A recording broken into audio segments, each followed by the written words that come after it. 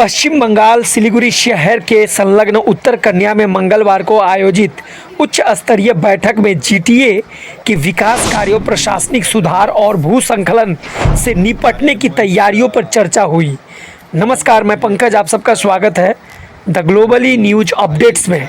बैठक में राज्य मंत्री विशाल लामा, सांसद राजू बिष्टा और जीटीए एवं जिला प्रशासन के अधिकारी मौजूद रहे। बैठक में लगभग 200 करोड़ रुपए की पुरानी डीपीआर रद्द करने का फैसला लिया गया। सरकार का कहना है कि केवल जनहित की परियोजनाओं को मंजूरी दी जाएगी। साथ ही 1 करोड़ रुपए से अधिक लागत वाली करीब 50 परियोजनाओं की विभागीय जांच और ऑडिट जारी है। सांसद राजू बिष्ट ने बताया कि जीटीए 360 करोड़ रुपये के वार्षिक बजट के अलावा उत्तर बंगाल विकास से 250 करोड़ रुपये की अतिरिक्त आवंटन की तैयारी है। साथ ही साथ उन्होंने कहा कि सरकार ने पहाड़ियों में सड़क, पुल, पेयजल और अन्य बुनियादी सुविधाओं के विकास को प्राथमिकता देने का आश्वासन दिया है। तो आइए इसी से जुड़ा हुआ देखें एक रिपोर्ट। राजू बिष्ट क्या कहते हैं, सुने और चीज़ों को विस्तार से समझे। आप सबका दिन शुभ हो। भारत माता की जय, हिंदुस्तान जिंदाबाद। सिलीगुड़ी उत्तर कन्या में हमारे एमओएस होम और हिल अफेयर्स के मंत्री भाई विशाल लामा जी, उनकी एक आग्रह थी कि जीटीए के प्रशासन में जो लोग हैं उच्च पद के अधिकारी, उनके साथ एक परिचय और एक समन्वय बैठक के लिए उन्होंने इच्छा जाहिर की और मुझे भी आग्रह किया था।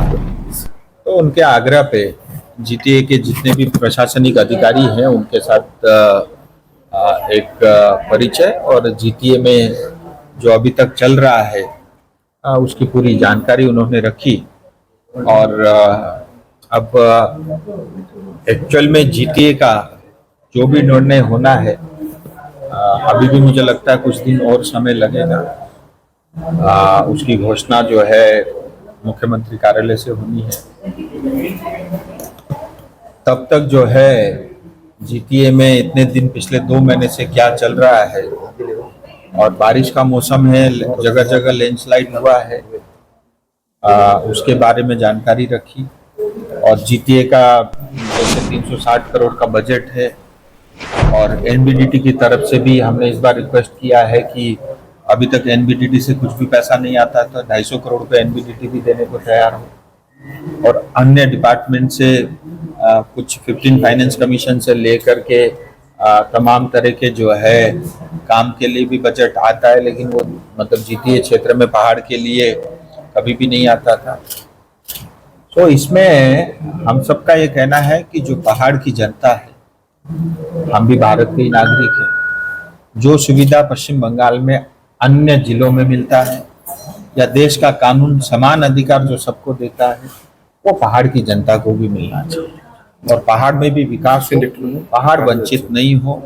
और पहाड़ के अंदर में आपको पता है सड़कें टूटी हुई है, पीने का पानी नहीं है, और लैंडस्लाइड के कारण तमाम दिक्कतें हैं। कई सारे ब्रिज जो है आज़ादी के लगभग 80 साल तक आज तक ब्रिज नहीं बने, गांव आज भी कनेक्टेड नहीं है। इन तमाम चीज़ों को लेकर के बात की। और साथ ही जो है अभी तक जीटीए में किस तरह से बजट बनता था, और जीटीए में जनता के लिए बजट कभी बनता ही नहीं था, और पहाड़ में कभी पहाड़ की जनता के लिए जो है डीपीआर नहीं बनता था। तो सारा डीपीआर तो जो है ठेकेदार के हिसाब से बनता था, सारा डीपीआर जो है वो नेताओं के लिए बनता था। तो ये परंपरा खत्म भी की है।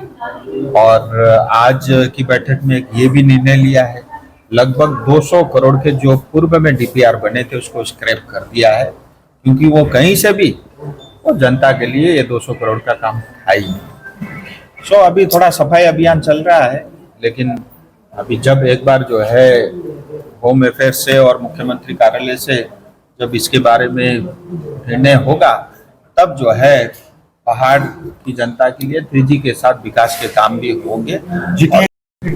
हमने तो जो कुछ भी कहना था लिखित में देना था, हम दे चुके हैं।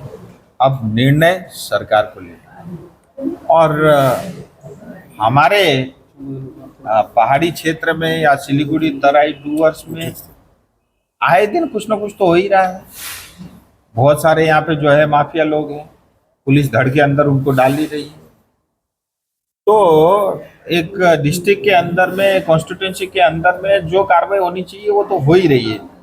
और जीटीए के थ्रू भी जो इंक्वायरी होनी चाहिए, लोकल लेवल पे इंस्पेक्शन होना चाहिए, वो हो रहा है। क्योंकि डिजास्टर का इतना सारा पैसा आया है, वो डिजास्टर का पैसा आया लेकिन काम नहीं हुआ है। तो तमाम दिक्कतें हैं। और अभी जैसे जीटीए के अंदर में आप देखिए 1 करोड़ से ज़्यादा का जो काम हुआ है, करीब 50 तरह के काम थे। तो उन सब के ऊपर में जो है डिपार्टमेंट अपने लेवल पे इंक्वायरी और इंस्पेक्शन और ऑडिट कर रही है। तो अपने लेवल पे जो हमारे पास अथॉरिटी है, शक्ति है या जितनी बुद्धि है, हम अपनी पूरी बुद्धि का उपयोग और इस्तेमाल कर रहे हैं। लेकिन अब जो भी ऑडिट है, सीएजी का ऑडिट होगा, ईडी का होगा, सीबीआई का होगा, ये सरकार निर्णय करेगी। लेकिन मेरा इतना ही कहना है, गलतियां बहुत हुई है। इलेक्टेड बोर्ड तो नहीं है, तो काम कैसे आगे नहीं, एडमिनिस्ट्रेटर बिठाने का? देखिए, मैं बहुत कुछ बता सकता हूँ, लेकिन आप प्रयास कुछ भी कर लो, मैं बोलूंगा नहीं। क्योंकि जो निर्णय जिनको करना है, डेमोक्रेसी में इलेक्टेड बोर्ड तो होने पर ही नहीं तो नहीं। तो आज डेमोक्रेसी की चिंता हो रही है आपको? हमको कल तक जिस तरह से अनडेमोक्रेटिक तरीके से टीएमसी जीटीए को चला रही थी, तब तक तो कोई डेमोक्रेसी किसी को याद नहीं था। तो ये जो 2026 का चुनाव में जो विजय हुआ है भारतीय जनता पार्टी का, नई सरकार का गठन हुआ है, ये डेमोक्रेसी को जिंदा रखने के लिए ही इस पार्टी का और इस बीजेपी का मुख्यमंत्री बने हैं। तो डेमोक्रेसी पश्चिम बंगाल में जिंदा रहे, डेमोक्रेसी पहाड़ में जिंदा रहे और लोगों को डेमोक्रेटिक राइट मिले, इसके लिए जो है ये 2026 का चुनाव का नतीजा है। तो आप निश्चिंत रहिए, अगर अनडेमोक्रेटिक ममता बनर्जी के रास्ते चलते, अभी तक जीटीए को स्क्रैप करके नेताओं को कान पकड़वा के उठक बैठक करा चुके होते।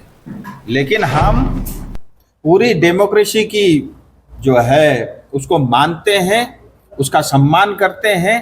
और क्योंकि जीटीए एक चुनी हुई एक मिनी सरकार थी और उसका पूरा सम्मान भी करते हैं, और इसलिए सरकार सारे तथ्यों को लेकर के डेमोक्रेटिक तरीके से ही निर्णय लेगी, ये भी मैं आपको बता देना चाहता हूं। और जीटीए के पक्ष में जनता नहीं है, ये भी बात हम सरकार को बार बार बता चुके हैं।